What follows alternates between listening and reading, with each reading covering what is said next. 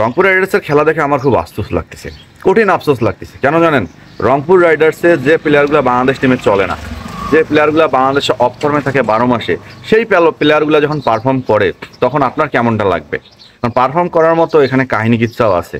কারণ ভালো একজন বিশ্ব বরেন্দ্র কোচ কিন্তু রংপুর রাইডার্স নিয়োগ দিয়েছে, সেটা হচ্ছে মিকি আর্থার। তিনি বিশ্বকাপ জয়ী একজন কোচ, এবং এই কোচ এত অভিজ্ঞতা সম্পন্ন যে বাসপড়া ক্রিকেটারদেরকে নিয়ে রংপুরকে আগায় নিয়ে যাচ্ছে। দেখেন, রংপুর কালকে যে ম্যাচটা জিতবে এটা মনে হয় 99% মানুষ আশা ছেড়ে দিয়েছিল। শুধু কিছু মানুষ আশা রাখছিল যে রংপুর ম্যাচটা জিতবে, কারণ একটা ওই যে ভালোবাসার দায়। তাছাড়া আমার মনে হয় শেষ পর্যন্ত যে সেই মানুষটাও কনফিডেন্স হারাই ফেলছে যে রংপুর ম্যাচটা হেরে যাবে। কারণ 186 রান করছে, রানটা একটু বড় হলেও আমি ভাবছিলাম যে না, একটু ম্যাচটা মনে হয় খুলনা জিততে পারবে না, প্রথম দিকে মনে হয়েছে। কিন্তু পরের দিকে মেহেদী হাসান, মিরাজ থেকে শুরু করে নাইম শেখ, তারা যেভাবে স্লো ব্যাটিংয়ে দলটাকে এগিয়ে নিয়ে এসে শেষের দিকে এমনভাবে নিজেদেরকে নিজেরা আউট হয়ে গেল।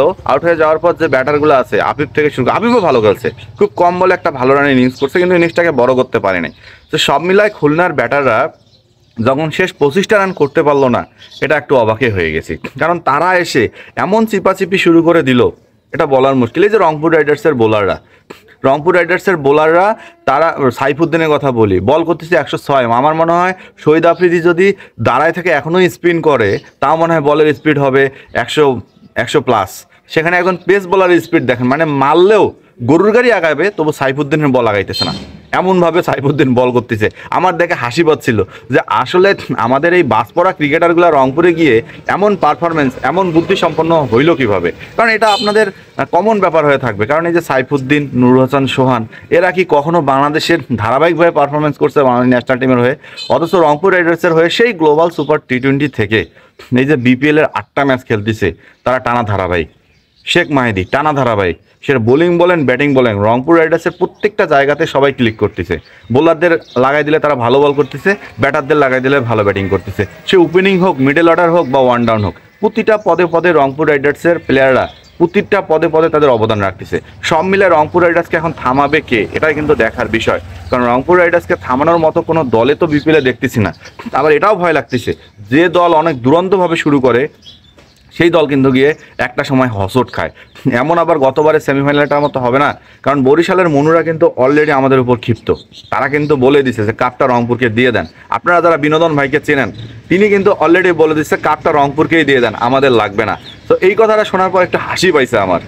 তিনি এটাও বলছে, বিনোদন ভাই এটাও বলছে যে ভাইয়া কাপটা রংপুরকে দিয়ে দেন, আমাদের কাপটার দরকার নাই, লঞ্চে আমাদের কাপটার জায়গা হবে না, ওই রংপুরকে দেন। তিনি এটাও বলছে যে সেমিফাইনালে যখন রংপুরকে হাতে হ্যারিকেন ধরে দিয়েছিলাম, এটাও তো আপনাদের মনে আছে।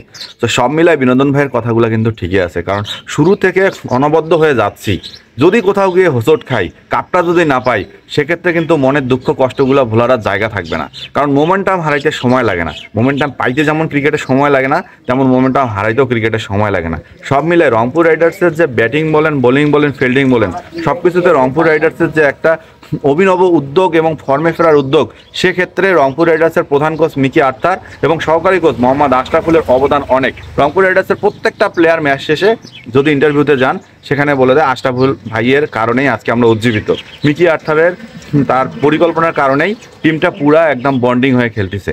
তো সব মিলায় রংপুর টিম ম্যানেজমেন্ট আমার মনে হয় বিশ্ব সেরা কোচটাকে এনে তারা তাদের প্লাস পয়েন্টটা ঘুরে রাখছে। সো দেখা যাক রংপুর কোথায় গিয়ে থামে এবং রংপুরকে গিয়ে থামায়। সো রানাউটে যারা দেখছেন সাবস্ক্রাইব করতে ভুলবেন না।